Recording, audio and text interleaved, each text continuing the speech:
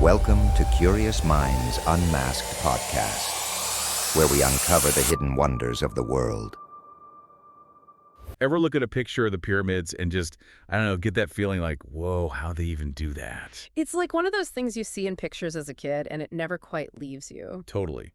And today we're really diving deep into that question, particularly the whole timeline thing. Because the story we're usually told, pharaohs, ramps, 4,600 years ago, it might not be the whole story. Right, there's a lot more to uncover. We're going to look at some evidence that suggests the pyramids could be way, way older than that. What gets me is the typical narrative, while everyone kind of accepts it, it throws up these massive logistical problems when you really think about it. Yeah, just the logistics of it all. Like, take the Great Pyramid, 3 million blocks of stone. And some of those weighing up to 40 tons. It's insane.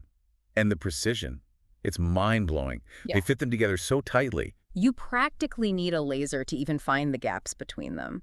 That level of precision with a project that massive, using what we think they had back then. It makes your head spin. It really does. I mean, we hear about 357 blocks placed per day, every single day, for 23 years straight. Come on. That's like placing a 2-story house worth of stone every single day with copper tools. No way. It seems near impossible. Okay, so the official story is starting to sound a little shaky. What are some of the clues that tell us there might be an older origin story for the pyramids? Well, there's this thing called the inventory stela. The what? The inventory stela. It's an artifact, and it straight up says that Khufu, the pharaoh who supposedly built the Great Pyramid, he didn't build it, he discovered it. So it was already there. Already there, which throws a major wrench in the timeline. Whoa, that changes things. It really does. And then there's the Turin Papyrus, which lists these rulers, Shen and Zhuhong, called Companions of Horus. Their reign is placed around 11,000 years ago. 11,000 years ago. That's wow. Right. It makes the traditional timeline seem like yesterday. Totally. And then we've got Manetho. He was an Egyptian priest, lived in the 3rd century BC. He wrote about a time way before the pharaohs where these demigods ruled Egypt for thousands of years. His writings are a bit jumbled, but they back up what the Turin Papyrus says. Makes you think. So we've got this stela, this papyrus, and a priest, all suggesting Egypt's way older than we thought. It gets even more interesting, though. Ever heard of the Nubian ostrich egg? Oh, yeah, the egg. That's a good one. Tell me more. So this egg was found in a 7,000-year-old tomb in Nubia. And on it, there's a picture, and it looks a lot like the Giza pyramids. Wait, someone drew the pyramids on an egg 7,000 years ago? That's what it looks like. We can't be 100% sure, but if it's true, those pyramids would be way older than anyone thought. That's wild. Right. And the evidence doesn't stop there. We've also got the Sphinx. Ah, the Sphinx. Always loved that thing. Lion body, pharaoh head, super mysterious. Yeah. That was built by Khafre, right? Around 4,500 years ago. That's what they say, yeah. But geologists have studied the Sphinx, and it shows signs of serious water erosion, like from heavy rainfall over a long time.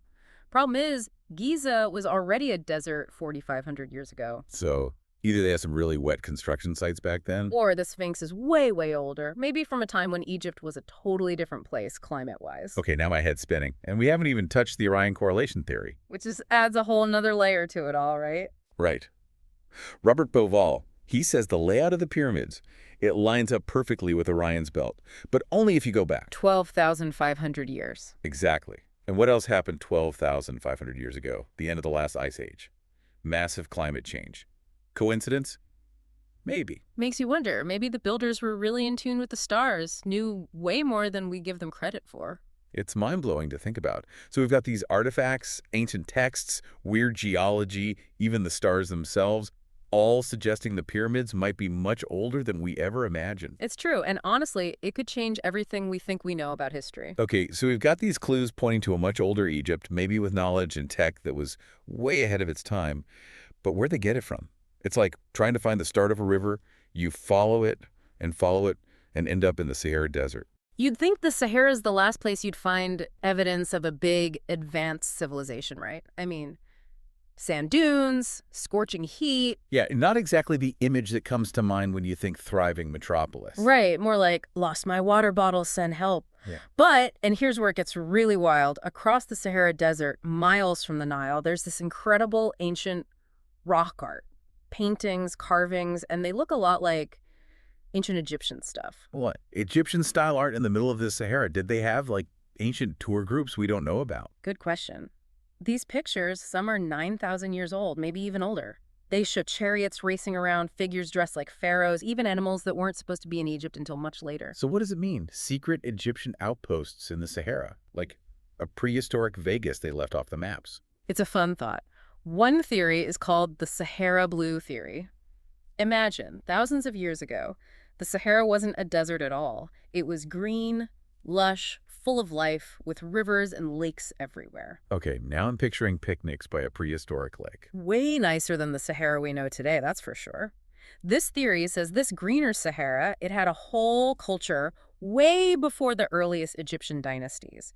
Then climate change happened, things dried up, and maybe they had to move toward the Nile, bringing everything they knew with them, their knowledge, their traditions, maybe even memories of a bigger, older civilization that no one remembers. So you're saying maybe, just maybe, the pyramids weren't built in Egypt as we know it, but by people who brought the plans with them from somewhere else. It's a possibility.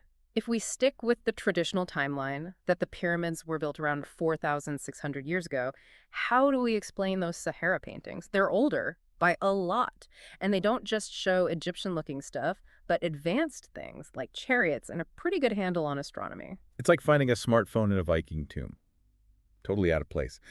But if these paintings are a glimpse into that older civilization, shouldn't there be more than just rock art?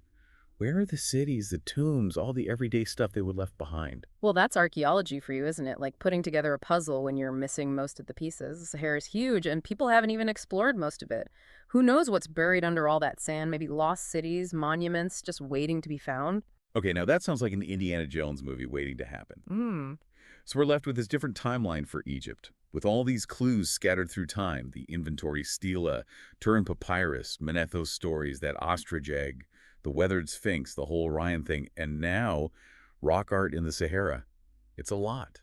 How do you even begin to make sense of it all, alongside everything we thought we knew about ancient Egypt? That's the big question, isn't it? And to even try to answer it, you got to be open to some pretty wild ideas. So, wow, we've gone from pharaohs and ramps to a whole lost civilization in the Sahara, looked at objects that just don't fit the normal timeline, and even talked about like advanced astronomy thousands of years earlier than we thought possible.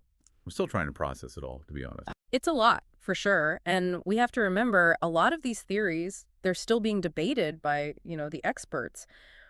What we've done here is kind of peeked behind the curtain of history, looked at some pretty compelling alternative explanations. But that's what's so cool about these deep dives. Yeah. You get to really question everything, challenge those assumptions. Maybe what we think we know is totally wrong. It's exciting. Definitely. History's not just set in stone. New things are being found all the time, new ways of looking at things. It's always changing. Good for everyone listening. Next time you see a picture of those pyramids, don't just see the pyramids. See giant question marks, right? Yeah. Making us dig deeper, think harder. What if there's way more to the story than anyone's been telling us? Exactly. And maybe as we learn more about who built those incredible things and the civilization that came before, maybe we learn something about ourselves too, Wow. our place in it all. Now that is a thought. This whole deep dive into ancient Egypt, its timeline, reminds us the past isn't really past at all. It's right here, waiting for us to figure it out.